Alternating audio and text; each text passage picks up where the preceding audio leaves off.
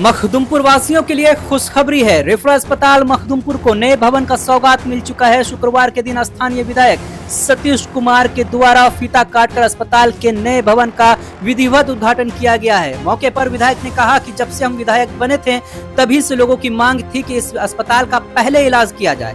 पुराने अस्पताल के भवन की हालात जो थी वो बेहद जर्जर थी। लोगों को इलाज कराने में भी डर लगता था, कोई अनहोनी ना हो जाए। आखिरकार आज उससे लोगों को छुटकारा मिला है और आज से ये अस्पताल का नया भवन जनता को समर्पित है। साथ ही उन्होंने कहा कि नए भवन में अस्पताल को शिफ्ट होने के बाद आम जनों को काफी सहूलियत होगी और नए अस्पताल भवन में लोगों के लिए सारी सुविधाएं मौजूद रहेगी। बता दें कि लगभग 7 करोड़ की लागत से 30 बेड का ये 3 मंजिला अस्पताल बनकर तैयार हो चुका है, जिसका स्थानीय विधायक सतीश कुमार ने शुक्रवार के दिन फीता काटकर उद्घाटन किया है। इस दौरान स्थानीय लोगों ने खुशी व्यक्त करते हुए विधायक का आभार प्रकट किया। लोगों ने कहा कि अस्पताल के लिए ये नया भवन बेहद जरूरी था, क्योंकि पुराना भवन बेहद जर्जर हालात में था, जिसमें लोग इलाज कराने में भी डरते थे। लोगों ने ये भी कहा कि जिस तरह भवन चमक रहा है उसी तरह लोगों का अस्पताल में आने के बाद इलाज की सुविधा भी मिले। मखदुमपुर वासियों के लिए एक खुशखबरी है। बड़ी सौगात यहाँ के विधायक सतीश कुमार के द्वारा दे दिया गया है। जो सुखदेव प्रसाद वर्मा रेफरल अस्पताल था उसकी नई बिल्डिंग का आज उद्घाटन कर दिया गया। सामने आप देख सकते हैं चमकती हुई बिल्डिंग जो है ये सुखदेव प्रसाद का आज सामुदायिक स्वास्थ्य केंद्र है और खुद उद्घाटन करने के बाद विधायक हमारे साथ मौजूद हैं। बहुत अरसे के बाद आखिरकार मखदुमपुर वासियों को यह सौंप दिया गया। क्या कहेंगे? सबसे पहले तो सुखदेव प्रसाद वर्मा अस्पताल की नई बिल्डिंग आम जनता को समर्पित है। जो वर्षों से उनकी प्रतीक्षा मांग थी कि जब हम विधायक बने थे तो लोगों का डिमांड था कि अस्पताल को ही इलाज की आवश्यकता है।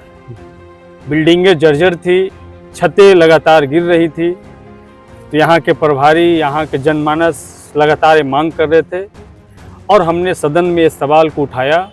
सरकार ने इस सवाल को गंभीरता से लिया और आदरणीय पूर्व स्वास्थ्य मंत्री, पूर्व उप मुख्यमंत्री बिहार के तेजस्वी प्रसाद यादव जी ने इस सवाल को गंभीरता से लिया और कम में एक रिकॉर्ड समय में अस्पताल बन करके तैयार हुआ। इसके लिए आधारभूत संरचना स्वास्थ्य विभाग के उनके संवेदकों को भी धन्यवाद देते हैं कि अस्पताल को गुणवत्तापूर्ण तरीके से बनाई गई है। ये मेंटेनेंस पॉलिसी के साथ अस्पताल बनी है, इसके मेंटेनेंस भी रखना उनका काम है। इसमें सारे इक्विपमेंट से लैस है, जैसे बेड हो, ओटी हो, ओपीडी हो, सारे इक्विपमेंट्स उसमें हैं। इसमें एसी, तमाम वार्डों में एसी, फैन, तमाम चीज़ें लगाई गई हैं, जिससे अस्पताल आज से ही रेडी टू यूज है। जो डॉक्टरों की कमी है उस कमी को भी हम दूर करेंगे। जैसे यहाँ पे ऑर्थोपेडिक नहीं है, फिजियोथेरेपिस्ट नहीं है, उस कमी को दूर करेंगे। डेंटिस्ट आ गए हैं, आई के डॉक्टर आ गए हैं, बच्चे के डॉक्टर हैं यहाँ पे। तो यहाँ पर सर्जरी की व्यवस्था नहीं है, सर्जरी स्टार्ट हो विलम्ब। अस्पताल की कमी थी, ओपीडी की कमी थी, ऑपरेशन थिएटर हमारे पास अवेलेबल हो गया है, तब सर्जरी भी यहाँ पर स्टार्ट होगा। सीटीएस का सबसे अल्ट्रासाउंड सबसे बहुत प्रतीक्षित मांग है, क्योंकि बिहार के 1 to 10 अस्पताल में जहाँ पर संस्थागत परसों रेफरल अस्पताल में होता है उसमें मखदुमपुर आता है, जहाँ पे एक महीने में एवरेज 200 से ज़्यादा प्रसूतियों का संस्थागत पर से सुरक्षित पर से होता है। 263 अगस्त में हुआ है। सके कम से कम रोगियों को यहाँ से रेफर किया जा सके। एक ये बताएंगे, जो कि जिस तरह की आबादी है मखदुमपुर की, मात्र 30 बेड का अस्पताल तैयार किया गया, क्या यह नहीं लगता कि पर्याप्त है? क्या नहीं, 30 बेड का सिर्फ यही अस्पताल नहीं, आप जब देखेंगे तो आज नेरथुआ में भी हमने एक अस्पताल, अतिरिक्त प्राथमिक स्वास्थ्य केंद्र का हमने भी वहाँ पर 30,000 लोगों को अस्पताल वहाँ से इलाज कंट्रोल कर पाएंगे। तो इस तरीके से और भी मखदुमपुर में प्राथमिक स्वास्थ्य केंद्र, जैसे मकरपुर में हमने प्राथमिक स्वास्थ्य केंद्र किया, बेला, बीरा, सुप्पी, ये तमाम जगह पे हो रहा है। नेवारी में हमने किया, तो तमाम जगहों पर प्राथमिक स्वास्थ्य केंद्र भी काम करेंगे। उसके अलावा प्राथमिक स्वास्थ्य केंद्र से लोग जब उनको और इलाज की आवश्यकता होगी तो रेफरल अस्पताल में आएंगे। और आने वाले दिन में यहाँ पर हम लोग ट्रॉमा सेंटर की व्यवस्था कराने जा रहे हैं, तो जहाँ मेजर से मेजर ऑपरेशन, तमाम चीज़ें, एक्सीडेंटल केसेस को वहाँ पर हैंडल किया जाएगा।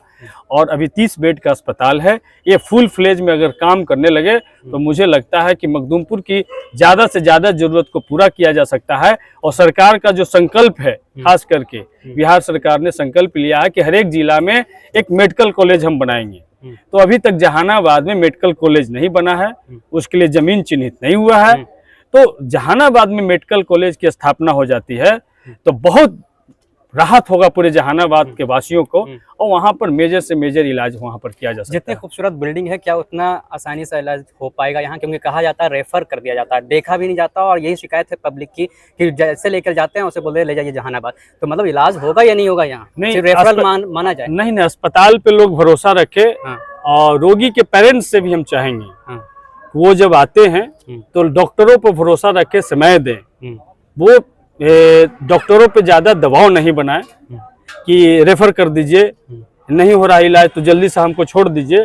तो कुछ केसेस में डॉक्टरों की भी गलती होती है और बहुत सारे केसेस में पेरेंट्स की गलती होती है। कुआ बका करके चाहते हैं कि हम तुरंत, हमारे बच्चा तुरंत ठीक हो जाए।